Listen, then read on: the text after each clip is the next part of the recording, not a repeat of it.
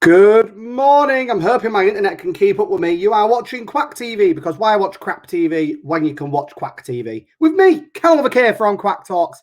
And remember, if you are watching this live, make sure you drop in the comments, say hello, tell me what you're drinking, tell me what you're doing. And if you are watching this on replay, please put hashtag replay, because I do like to know who is stalking me. Ooh, my internet is being a little bit slow. It's all right, we'll power through. Good morning, Chelsea off the mark. How are you, my lovely? Today's guest is absolutely fabulous, and I cannot wait till I bring them on very, very shortly. So yes, also Facebook user, I don't know who you are, meaning at the very top or the very bottom of this video, you need to click the little more button and then allow StreamYard by clicking the link so I can see your name. If you can't do that, just put in the comments who you are, and then I know. Simple as that. So yes, it is Wednesday. It's Wednesday, isn't it? Yeah, it's Wednesday. It's honestly halfway through another week. What goes on with these weeks? I don't know what's bloody happening. You can tell I'm wearing my glasses, though. Can't you look at the reflection on them? So, yes, we are halfway through another week, and I cannot wait. So I've got so much to do. I've got loads to do. I've got loads going on, and it's absolutely awesome. Oh, Linda, it's you. Good morning, my lovely. And then good morning, Michael, a brand new viewer to the show. I've got a feeling you are here for our very special guest today. So, yes, welcome to the show, Michael. So, like I said, halfway through another week. What have you done this week so far to make it count? What have you done? See, Chelsea, I know you're saying this week's been a blur already, right? But what have you done to make this week count already? What have you done? Because that is such an important thing to make sure that we're looking at. We need to understand how we are making sure that every week we are living. Oh, this is profound, isn't it? Every week that we are living, we are making it count. Yes, Linda, I can see you now, you glorious woman. So make sure if you haven't found something to make this week count yet, you've still got a few days. Make sure that you make this week count. So it's morning. I created a new package and got 2 leads from it. Well, Mr. Robert Lee, the personal trainer in your pocket himself. Honestly, what comments? I plug so many people in here. Also, Chelsea White, I'm going to bring her up as well. She's making some fabulous personalized and wooden gifts. She's going to kill me because I know she's really busy. But honestly, anyone that's wanting something new, different, unique, message Chelsea. Awesome. So yes. Oh, I'll tell you what, I'll do a plug for Linda as well. Bear with me. Where you gone, Linda? You there? Linda from ActiLabs, skincare, personal care, the whole shebang. Make sure you slide into Linda's DMs for ActiLab. And your new launches are prep, Chelsea. This is what I like. So every morning on Kwak TV, I do go through different days of the year. I sometimes go through Google Trends. I sometimes go through Weird and Wonderful News. And I also do Twitter hashtags for the day. Because why not? Because a lot of us are lazy and we won't find them ourselves. But if you are watching this, make sure you share this far and wide. You can share it from our Facebook page, Kwak Talks, or you are catching this at the moment in the duck pond where you can't share it from because it's private and it's exclusive. And is it me, or does that sound a bit tantalizing to get your teeth stuck into? There we go. So today, your days of the year. So every day of the year has a different theme or something going on or an event. So today is Random Act of Kindness Day. But it is actually also Random Act of Kindness Week. However, today is the dedicated day for it. So Random Act of Kindness Day. What could you do as a random act of kindness? It is also World Human Spirit Day. It is also My Way Day. Every day is my day. My way. What? No arguments. Every day. Yes. And it's also, I didn't know this. I should have said this on Monday. It's also Nest Box Week. Getting them nest boxes ready for them little birds in spring. Have you got your nest box ready, my loves? Not a euphemism, I promise. So then your trending hashtags on Twitter is hashtag number 1 on the full thing is Random Act of Kindness Day. Trending alongside hashtag Make Kindness the Norm, hashtag Explore the Good. It is also Ash Wednesday today, people. So remember, it is also hashtag Ash Wednesday. It's for people that will be listing what they're going to be giving up during 6 weeks of Lent. And also it is hashtags Wednesday Thought, hashtag FFB Wednesday, which stands for Follow Back Wednesday. That one is quite exclusive to Twitter. It is also hashtag Wednesday Motivation. God, we've got loads of them today. I think that might be the end of it. Right, so we'll go through them again. It is hashtag Random Acts of Kindness Day, acts with an S. It is also hashtag Make the Kindness the Norm. Is also hashtag Explore the Good. It is also hashtag Ash Wednesday, hashtag Wednesday Thought, Hashtag FFB Wednesday for follow back Wednesday, and hashtag Wednesday motivation. My God, that's a mouthful. Honest, that was a right mouthful. If you want to find them, all you need to do is go to Twitter, click the explore button, not explore, yeah, you get it, explore, click the trending button at the top, and it will tell you all the trending hashtags. Simple as that. But yes, Chelsea, I like this. Yes, hashtag make kindness the norm. Completely agree with you, because you should be kind every day, people. You should be kind, and kindness can be shown in many, many ways. It doesn't have to be voiced. It doesn't have to be physically shown to someone. You can do something that is kind. Oh, I'm being profound today. So on that note, making kindness the norm. Today, I will be having the UK's #1 fear strategist on the show.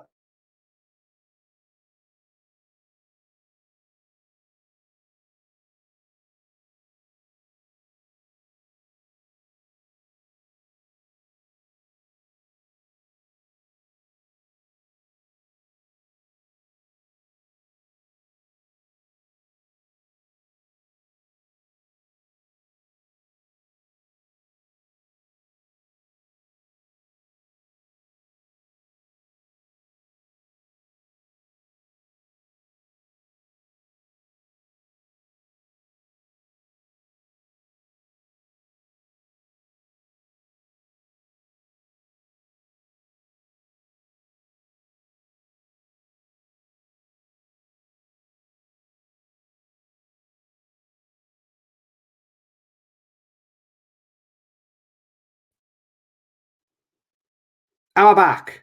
I think I might be back.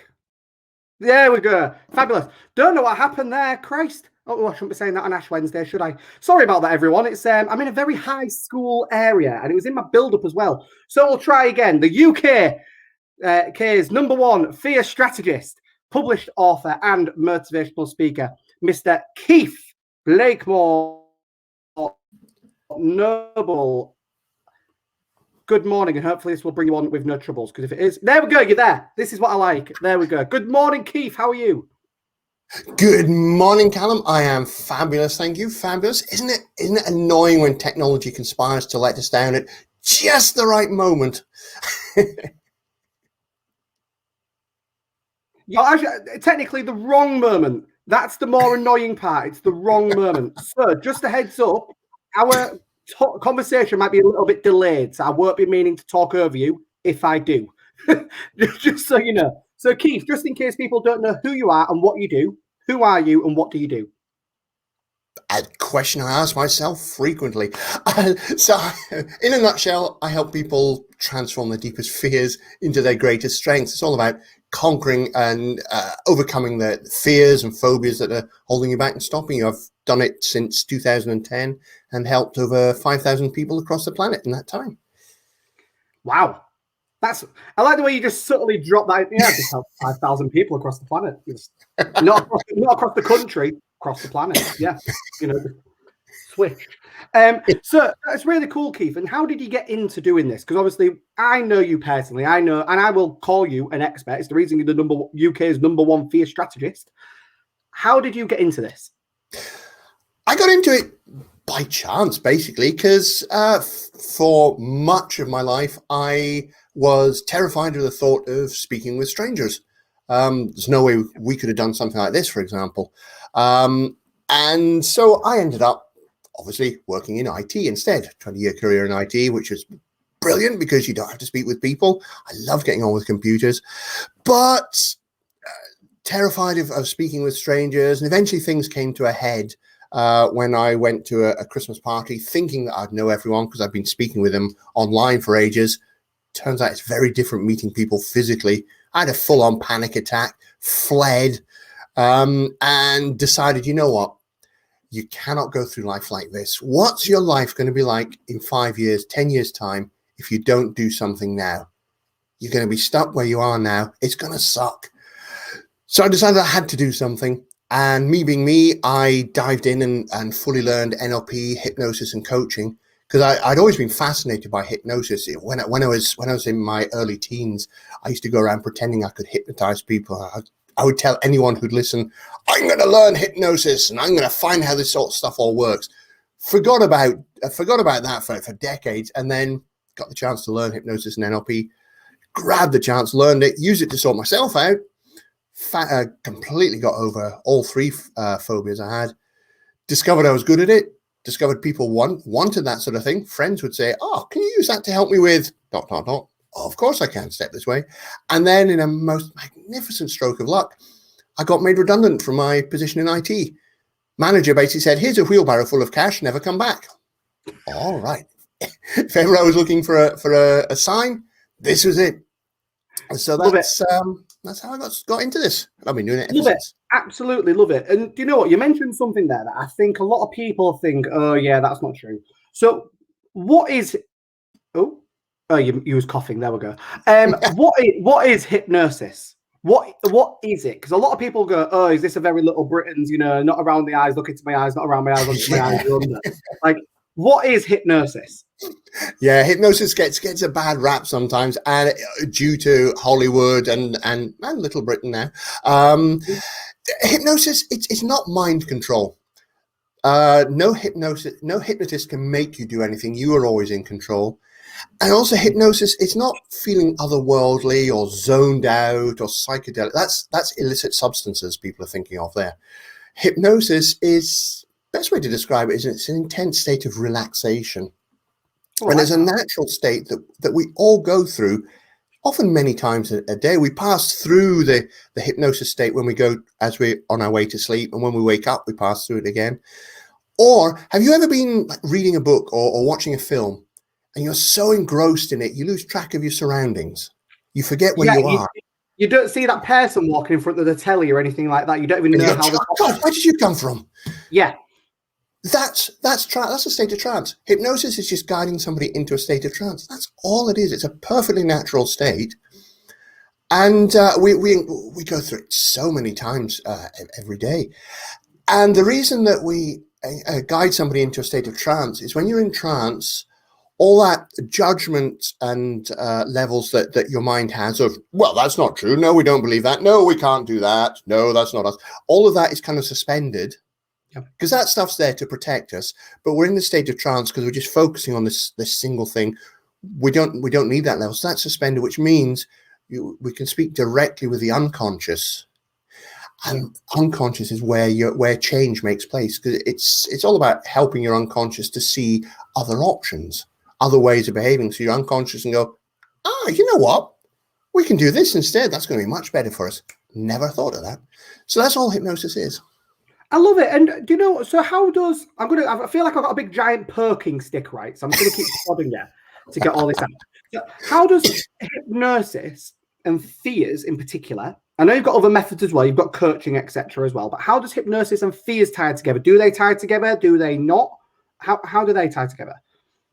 Yeah, so hypnosis is one of the coaching tools I use. I use hypnosis and I use NLP. Both of which they operate in different ways, but both of them have the same underlying approach, which is working directly with the unconscious to help the unconscious see new ways of doing things. And with fears, the thing with fear is nobody's born scared of anything. Nobody's born scared of anything.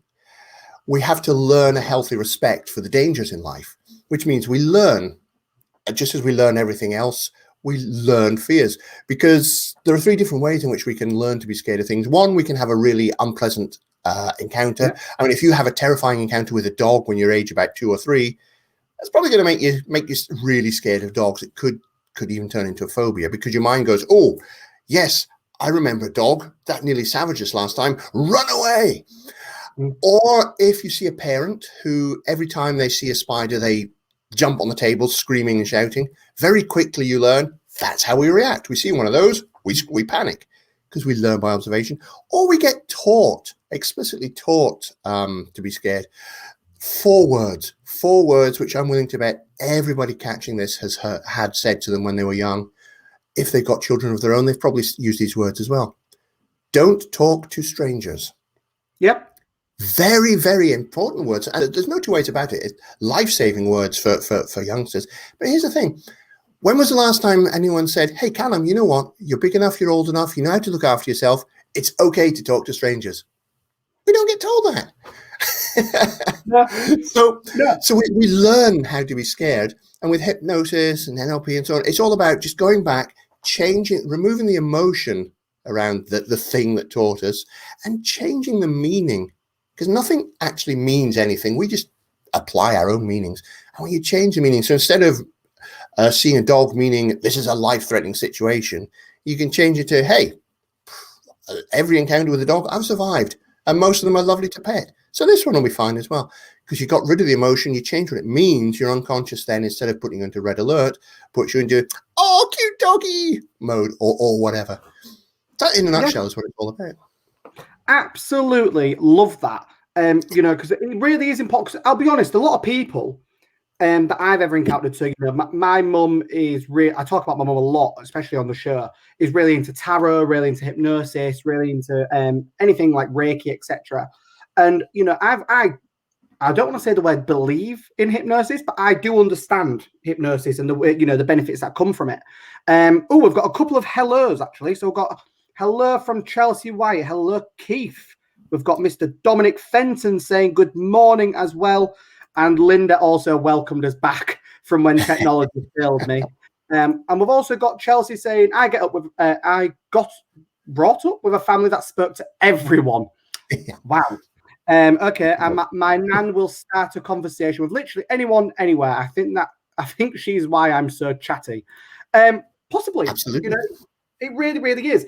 So, would you say, Keith, that there are things called healthy fears, or anything like that? Would you say there's anything classed as a healthy fear or a good type of fear? Because obviously that strangers one is a really good example for kids, isn't it? You know, that's a good fear to have. You want to educate that. So would you say there's many other healthy fears, healthy phobias, anything like that, or good healthy fears or phobias? You know, it's a great way of putting it. Nobody's kind of expressed it that way before. I like that, Callum. And yeah, it's all about having a healthy respect for the dangers. So, I mean, if when I'm working with somebody who has a phobia of heights, such that perhaps they can't even climb up more than 2 steps on a ladder without freezing, obviously that's unhelpful. Yeah. But we don't want to go the other way, so that once they got rid of that phobia, they can go, right, you know what, I'm going to climb up to the top of that really tall building. I'm going to run along the ridge of the roof there. Yeah, it's going to be fun. Because that would be freaking dangerous. Yeah. It's all up. So fear does absolutely have purpose for us. I mean, that's a whole separate topic we can talk about maybe another time. Oh, yeah, did you know definitely. fear is actually your friend? We'll see that for another time. But it's about having healthy respect.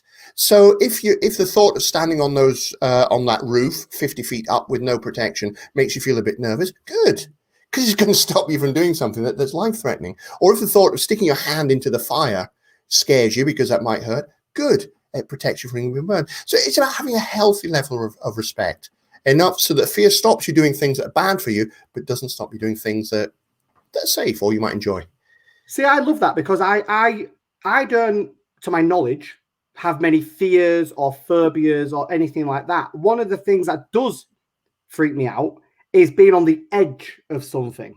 So, you know, like if you like being on the edge of something, like you're saying on the top of a building, I don't think I would ever go to the edge of a building. I'm not scared of heights. Flying does not bother me. Being on roller coasters does not bother me. But being stood physically on the edge, or seeing on films or programs or video snippets where someone's like looking over the edge, I'm like, yeah. Oh no. So I can do heights. Heights do not faze me in the slightest. I can go to the tallest building in the world, look from the very top outwards, I would be fine. If I looked down that edge, I'd be like, oh, yeah, no, that's a no from me. So yeah, I know what you mean about like being on the edge of things being people's feet as well. Like that is mine. You know, I'm not scared of dogs. I'm not really scared of spiders or insects or anything unless they're really massive and I know they could actually injure me. But once again, that's a fear that I personally would probably think is quite healthy, because you know you could possibly get hurt by it. Yeah. So it's a fear of this really is a threat to my life. Yeah. I'm going to keep away from it. Where it becomes unhelpful is if that fear is so strong that you then freeze. So you've got this giant 10-foot tarantula coming towards you and you just freeze there. Then it's gone into unhealthy, because yes, it's something to be scared of, but you're now frozen to the spot. You can't move. You're going to get eaten anyway. So again, that's where it becomes unhelpful. So yeah, it's all about fear at the right level being something that's helpful and keeping us safe and alive. I love it. And do you know what? You talk about many other things as well, don't you? And I know one of the things that you talk about, in particular, is the amount of masks that people wear. You could probably tell where I'm going with this. So, yeah, it's the amount of everyone has different masks that they wear. I'll be honest, I'm not going to try and make up the concept because I don't want to get it wrong. But I believe you. This is one of the reasons you are also a published author. Do you have a book to shamelessly plug at hand that you can just? Are you allowed to? Are you not? You're allowed to. There we go. Yes, masks. So, what is your book all about, Keith? What is your book all about? That was seamlessly done there, Callum. Love it. You should do this for a living, you know. And it ties in with fear. So many of us wear metaphorical masks throughout life because we're scared that people might not like us for something. So we hide those aspects of us away so that people might get a chance to like us. Of course, it never actually works, and it causes even bigger problems. But that's the masks that we wear. And that's what the book's all about. What are these masks? Where do they come from? Why are they so harmful? And how can we get rid of them? And I just want to share this one thought with you around this. So many of us wear these masks because we're scared that people are going to dislike us. Because everybody wants to be liked. We'd like to be liked. Nobody likes to be disliked. But here's the reality: throughout the whole history of humanity, nobody has been universally loved. Nobody. Think of the most popular person. Well, you obviously are, Callum, but everyone else. Think of the most popular person ever in history or in modern life. They all have people who dislike them. Yeah. And it's okay to be disliked because there will also be lots of people who like us. So there's no point in hiding away to stop people disliking you because they're going to dislike you anyway. And you just stop the people who might like you getting a chance to meet you. So that's what the book is all about. Available in all good bookstores or on my website. Is it available? Is it available on the big store online that's got the name of a forest? It certainly is available in that store. Yeah, not sponsored. Yeah, you can also get it on Amazon. Not sponsored, but you can. So no, Keith, it's absolutely awesome. So what I'm going to do is I want to get you on for a part 2 to talk about what we touched on there. So but just to finish up, I find a benefit in knowing that people possibly dislike me or don't like me because there's a kind of double entendre with that, which is time. If you don't have to worry about being universally liked, because people disliking you means actually you can have more time and not waste it on them people that dislike you or don't like you or don't really get you or anything like that. And I encounter this every day because I'm definitely one of a kind. So it's, I encounter that all the time. But yeah, like you're saying, but Keith, thank you so much for coming on. I'm going to kick you backstage and we'll drop all your links everywhere we need to, and I'll get you on for a part 2. Thank you, Callum. Speak to you soon. Bye. I love that, man. Honestly. So you have been watching Kwak TV because why watch crap TV when you can watch Kwak TV with crap internet? So yes, thank you so much for tuning in. And tomorrow we have the one and only, the HR queen herself, Ruth Buckley, on the show. So make sure you tune in tomorrow at 9:30 in the morning. And until then, if you can't be good, be careful. If you can't be careful, don't get caught.